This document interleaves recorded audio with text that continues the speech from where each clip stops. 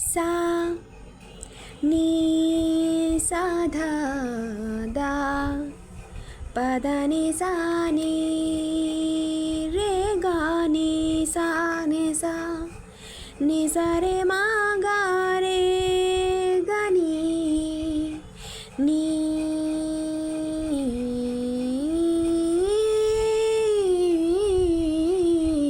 मेहरबानी जाते जाते मुझ पे कर गया गुजरता सा लम्हा एक दामन भर गया तेरा नज़ारा मिला रोशन सितारा मिला तकदीर को कश्तियों को किनारा मिला।